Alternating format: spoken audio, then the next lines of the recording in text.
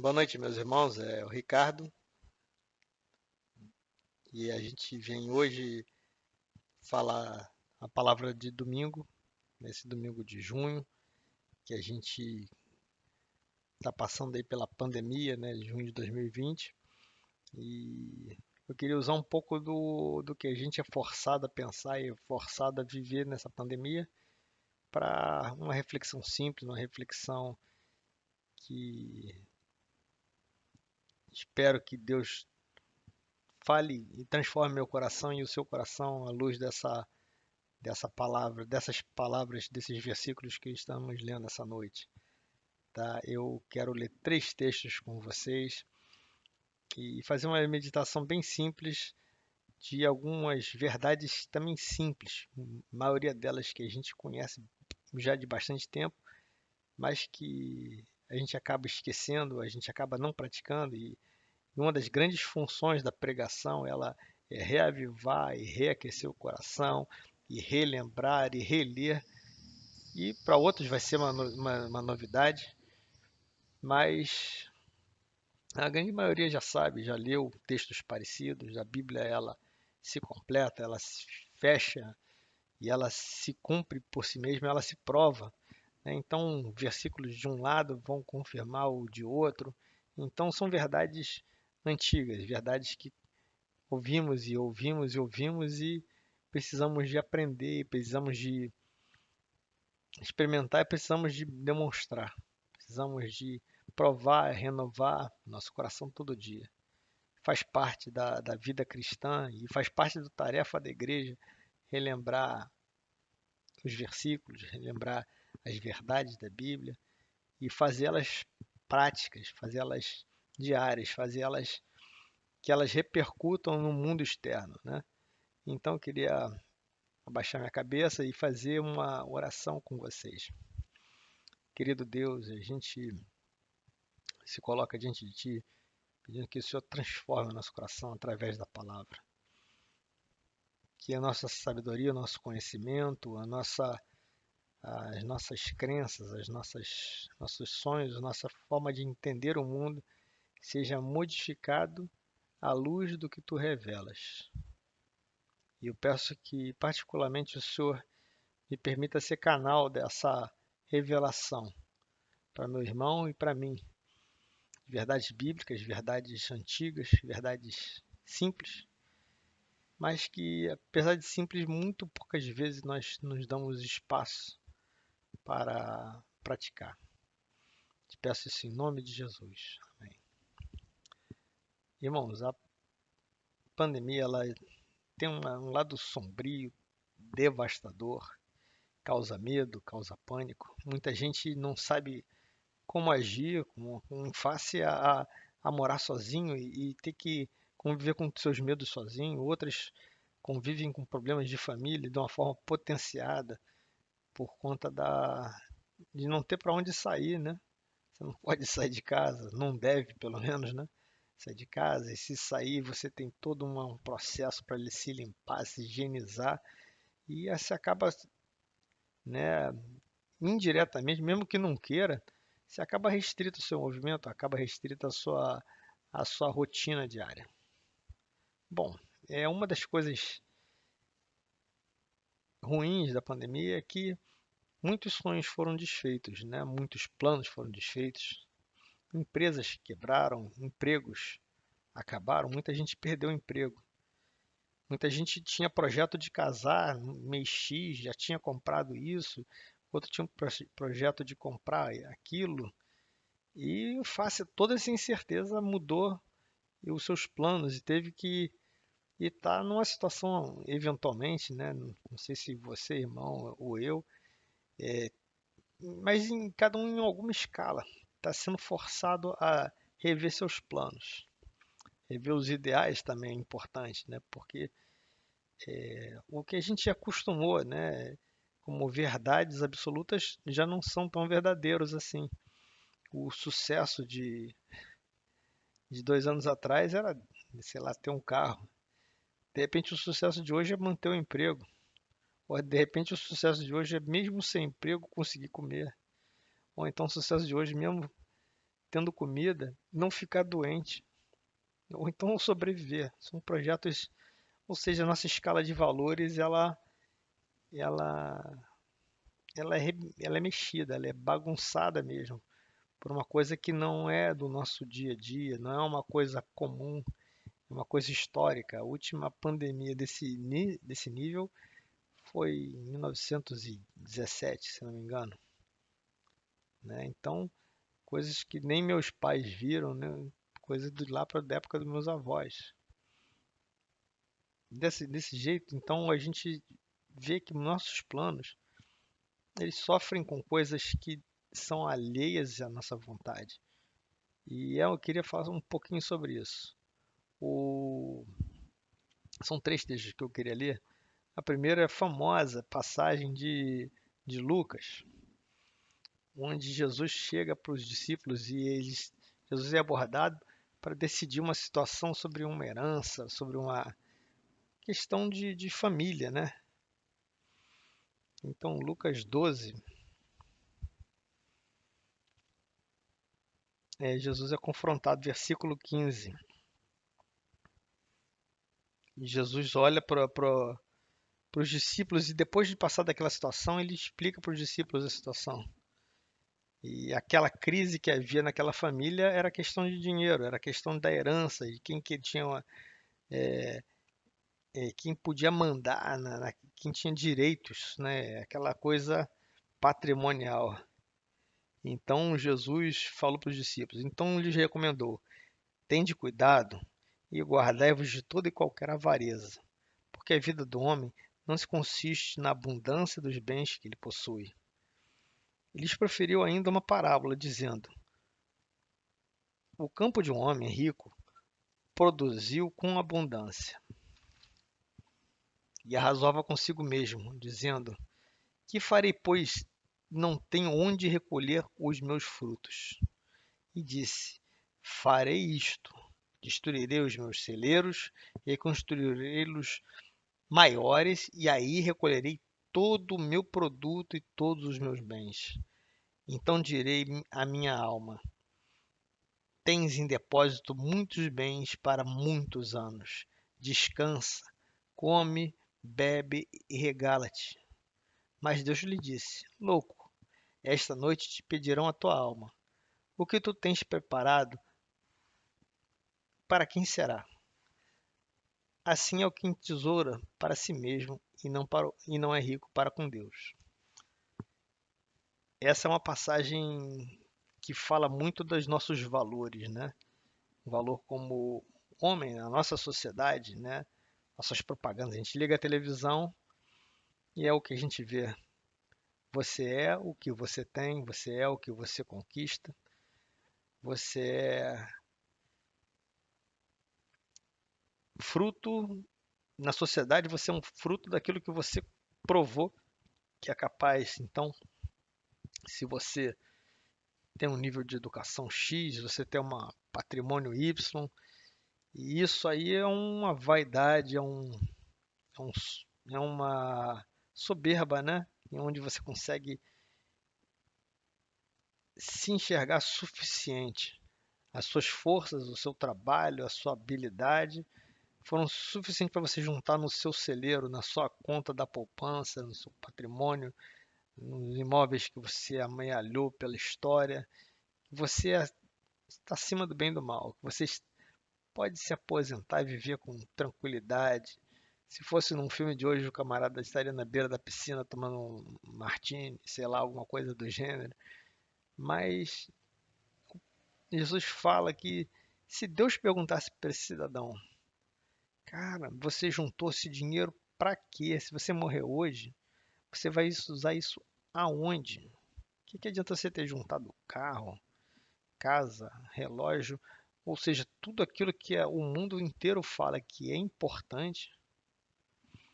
Se você tivesse juntado tudo isso, aonde você usaria no reino de Deus?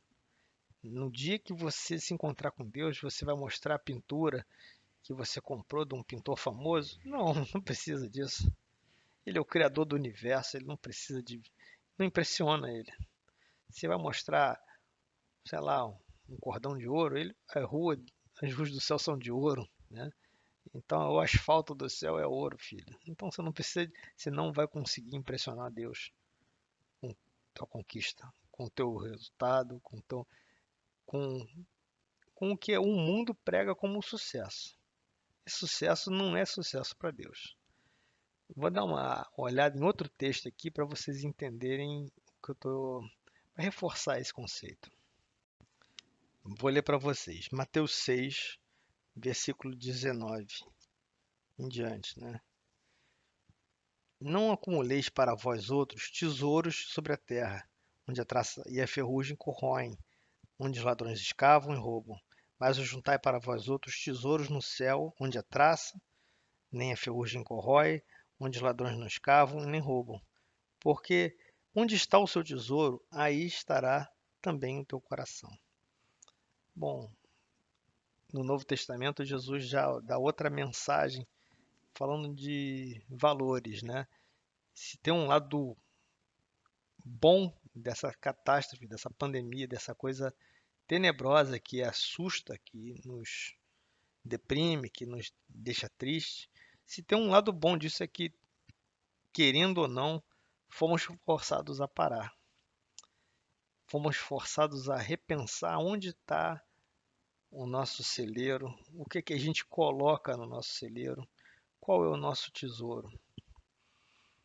A gente hoje está forçado a viver com a família, muitos estão forçados a viver sozinhos, vendo televisão, outros vendo internet, cada um se distraindo como pode, outros não têm nem como fazer isso. Tem que trabalhar com medo de pegar, ou então outros que estão achando que são invencíveis e que não que estão acima do vírus, que o vírus jamais atacaria eles. E infelizmente, muitos que pensaram assim contraíram, ficaram doentes, levaram doença para a família, outros tantos infelizmente morreram. Mas a pandemia ela tem um lado que, apesar de horrível, a gente pode trazer lições para a nossa vida, né? Gente que sonhava em casar em maio, porque maio é isso, outros que compraram ou estavam juntando para comprar isso ou aquilo, uma grande aquisição, um sonho realizado, eu vou comprar minha casa própria. Hoje não sabem se vão pagar o aluguel, não sabem se vão continuar no emprego, ou se a empresa que ele trabalha vai existir. E então fala assim, gente, a pandemia nos mostra, infelizmente, a nossa fraqueza. Nós não somos capazes de vencer um vírus, não somos capazes de vencer a circunstância, não somos capazes dessa autossuficiência toda, que no fundo é uma rebelião ou no fundo é uma idolatria, ou seja, nós colocamos o nosso bem-estar e nossa capacidade num ponto acima da realidade. E nós idolatramos a nós mesmos e falamos assim: eu sou bom, como aquele homem rico que tinha uma grande fazenda, tinha trigo, tinha frutos e tinha celeiros e estava abarrotado o celeiro, não cabia mais nada, não tinha onde botar mais coisa, de tanta coisa que tinha. E essa pandemia nos choca com a verdade. Nós somos finitos, nós somos frágeis, que uma coisa microscópica, né? Acho que nem microscópico, só com microscópio eletrônico consegue se enxergar, pode derrubar a gente. Que os nossos planos e os nossos sonhos, boa parte deles são vaidade.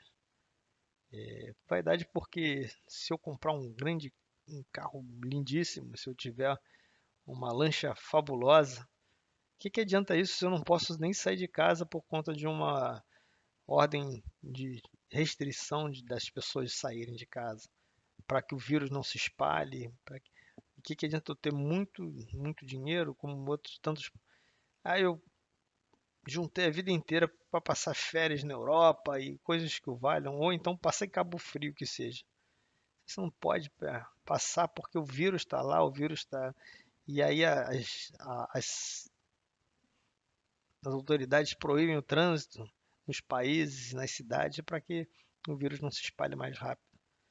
Então, Isso mostra da nossa fragilidade, e que os nossos projetos eles são bem frágeis e bem que a primeira sombra de crise, uma crise financeira, hoje foi uma pandemia, né? Estamos vivendo uma pandemia, mas um plano econômico pode ruir todos os nossos projetos, né?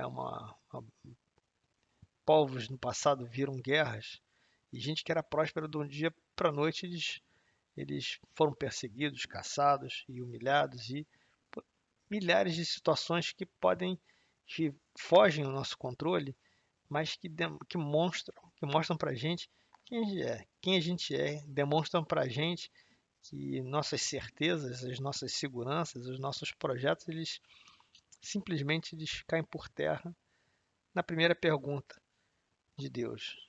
Para que você está juntando isso? O que você está juntando? Ou aquela outra pergunta, né? Isso é um tesouro mesmo? Esse tesouro que você está juntando aí, o ladrão não corrói, plano político, não, econômico não corrói, o ladrão político, doença, tudo isso sabe, isso pode acontecer. Então junta tesouro onde vale a pena juntar tesouro. É mais ou menos isso, né? Valoriza o que é importante de verdade. E essa é a missão da igreja, né? Ela aponta verdades para repete verdades. A pregação de hoje, todas as que a gente tem, tem pregações bíblicas, né? Elas vão falar assim, cara, a resposta da tua vida está em Deus.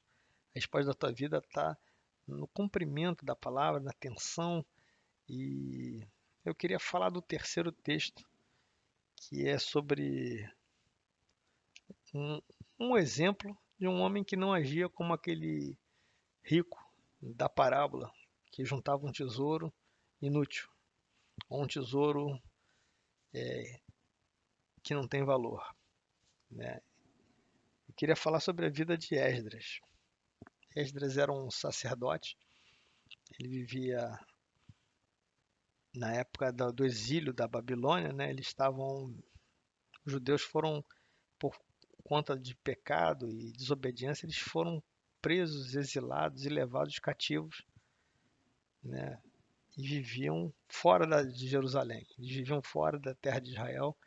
Eram É um povo dominado, eles eram servos dos seus conquistadores. E Deus usou um rei, né, o rei da Pérsia, Artaxerxes, para mostrar a diferença desse homem com Deus, dos homens que têm planos bonitos, mas sem Deus. Vamos lá, Esdras capítulo 7, eu vou ler um pedaço aqui. Versículo 1. Passadas essas coisas, no reino de Artaxerxes, rei da Pérsia, Esdras, filho de Saraías, filho de Azarias, filho de Ilquias, filho de Salum, filho de Zadok, e vai por aí afora, muita gente. Até que, versículo 5, filho de Finéias, filho de Eliezer, filho de Arão, o sumo sacerdote, este Esdras subiu da Babilônia. Ele era escriba, versado na lei de Moisés, dada pelo Senhor, Deus de Israel, e segundo a boa mão do Senhor, seu Deus, estava sobre ele, e o rei lhe conheceu tudo quanto lhe pedira. Perdão, o rei lhe concebeu tudo que ele pedira. Bom, esse Esdras, ele era dentro da linhagem de Israel, ele era uma pessoa importante, que ele era um sacerdote, ele era da linhagem dos sumos sacerdotes, ele era descendente de Arão. Mas, assim como os de Israel era um povo dominado pela Síria e depois pela Pérsia, né? Existiam vários outros reis, vários outros príncipes, vários outros povos vivendo na corte e servindo ao rei Astraxerxes. Vários reinos tinham sido subjugados. Então, o que fez o Astraxerxes, que era um rei poderoso milhares e milhares de soldados e tudo mais, olhar para esse cidadão, o Esdras, e falar assim: gostei dele, gostei desse cidadão e vou cumprir a sua vontade. Eu vou fazer acontecer o que você quer. O rei, um império vastíssimo, né? Chega e fala assim: gostei do Esdras. E, bom, aqui fala que algumas características interessantes. Ele era um escriba versado na lei de Moisés. Bom, Esdras, ele era um camarada que conhecia a Bíblia. Ele conhecia as leis, ele é versado, ele era fluente naquilo ali. Ele entendia do que lia e sabia bastante. E quando Astraxerxes foi confrontado por força do poder de Deus, ele reconheceu que Deus era, na história, em outros livros você vai ver isso, Neemias fala sobre isso, né? E vários outros textos anteriores falam dessa percepção dos reis de outros povos para verem que o Deus de Israel era tremendo, era maior do que eles. E quando eles se convencem disso, eles querem, de alguma forma, né, retribuir e abençoar o povo de Israel. Nessa ocasião, Neemias já tinha restaurado o templo. O Esdras, ele é chamado pelo rei Astraxerxes para fazer a terceira leva de do povo de Israel para voltar do exílio para a terra prometida. Ele foi escolhido para, da parte do rei, ser a manifestação de que o Deus de Israel era importante, ao ponto dele abrir mão daqueles súditos, daquele povo que estava ali servindo a ele, e falar assim: não, volta para sua terra, vou te dar todo o recurso para você reconstruir sua terra, porque o seu Deus é tremendo, o seu Deus é o Deus dos céus. Então ele reconheceu, Esdras, perdão, o Astraxerxes reconheceu que Deus era Deus.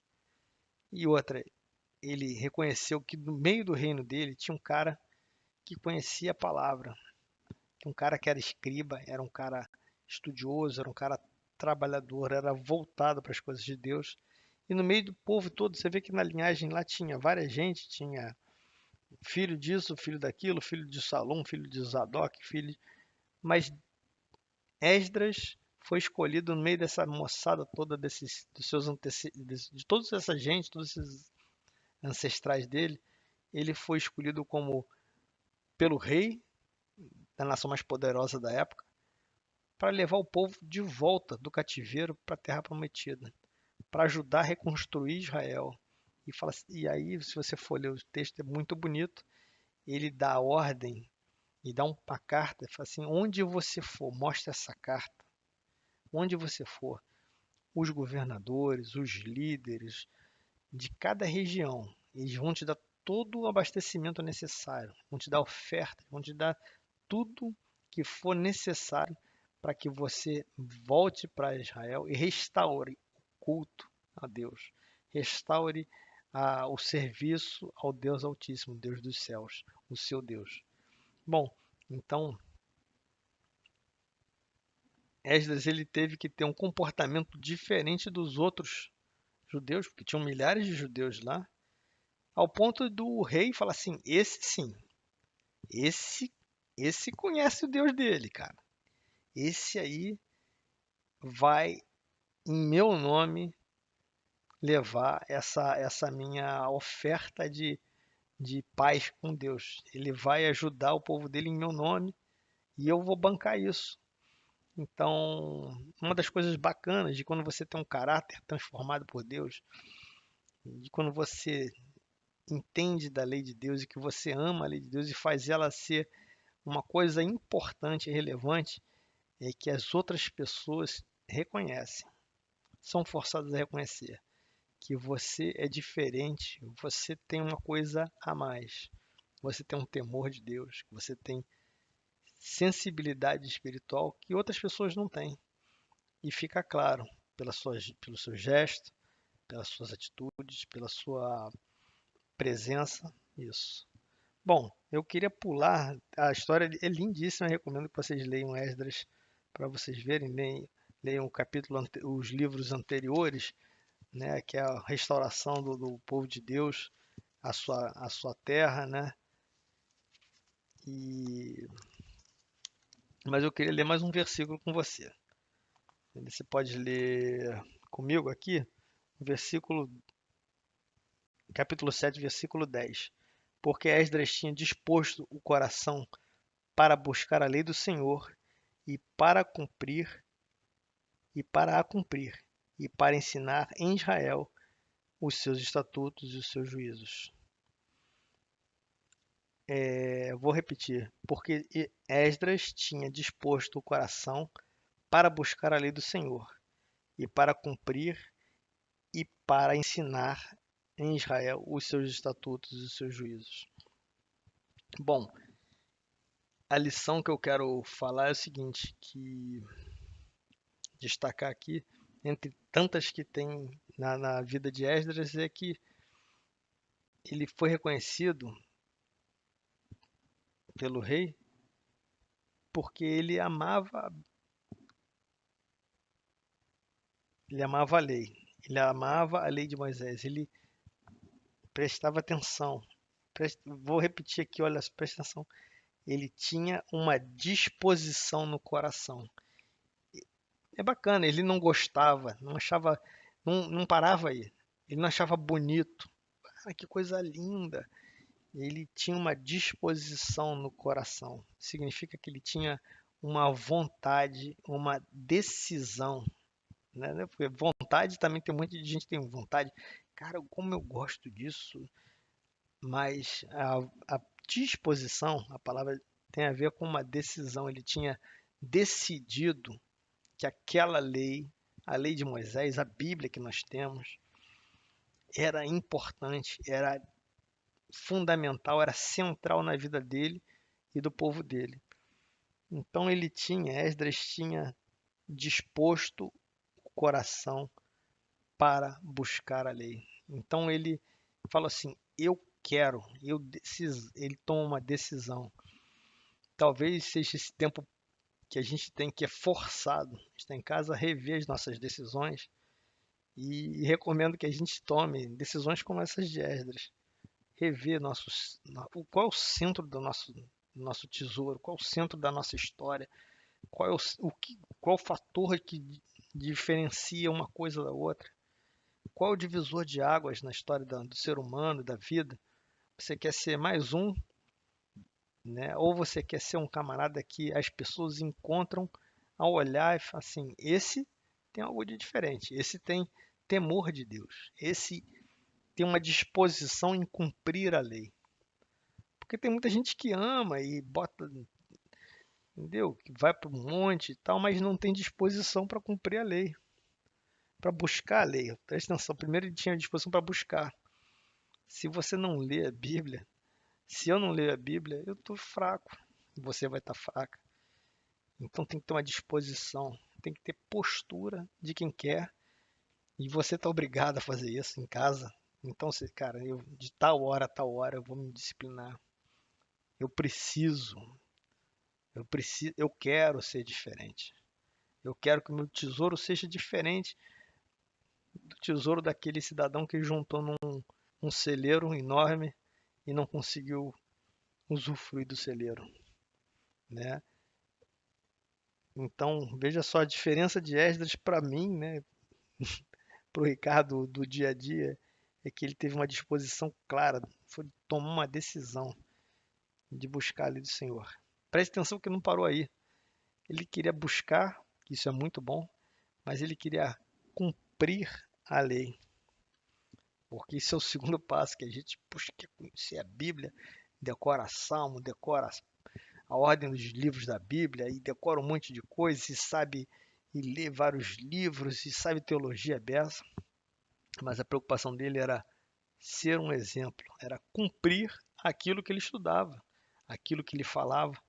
Então não adianta você conhecer muito, eu conhecer muito, se a gente não tem a decisão de ser honesto, decisão de ser justo, decisão de ser gentil, várias decisões diárias que muitas vezes a gente acha, isso é preocupação dos fracos, não? Os vitoriosos não se preocupam com isso. Mas a disposição de cumprir fez toda a diferença na vida de Esdras. De milhares que tinham em Israel, de Israel dentro lá do cativeiro, ele que foi escolhido para ser o símbolo, né? Ser o portador da mensagem do próprio rei, no sentido de restaurar o culto, de restaurar o temor do Senhor em Israel. E aí ele tinha uma preocupação em estudar, entender o que ele estava lendo, tinha disposição de cumprir, e mais legal do que isso, ele tinha a preocupação de ensinar. Aquele conhecimento e aquela prática, eles não morriam com ele. Ele não se encerrava na prática dele, pessoal. Ele tinha que testemunhar, ele tinha que fazer outras pessoas andarem bem, andarem com Deus, amarem a palavra. Então, ele tinha vontade de aprender, ele tinha vontade de cumprir o que aprendeu e tinha vontade de fazer cumprir aquilo que ele. E tinha a vontade mais legal, que ensinar os estatutos. Ele tinha a preocupação de que outras pessoas tivessem acesso ao mesmo prazer de conhecer o Deus das Escrituras, conhecer as Escrituras que apontam a Deus e fazer essa Escritura viva, verdadeira, eficaz para o povo dele. Talvez seja a lição. Eu poderia ter escolhido vários outros homens de Deus que tiveram sucesso, mas o sucesso de Esdras foi que ele conseguiu restaurar o culto de Israel, o culto a Deus em Israel. Ele conseguiu levar o povo do cativeiro de volta para a terra da promessa. Ele conseguiu ensinar, ele conseguiu ser referência de homem de Deus naquela terra. E até hoje, né, milhares de anos depois, o nome dele está escrito aqui na Bíblia. Bom, voltando aqui para uma conclusão. Reflita nos seus projetos, reflita nos seus sonhos. É uma circunstância ruim, a gente não consegue ver nossos sonhos desmoronando e sem ficar atônitos. Mas é uma situação interessante, no sentido de que a gente é forçado a ver que aqueles sonhos que a gente tinha, que a gente agasalhava com tanto carinho,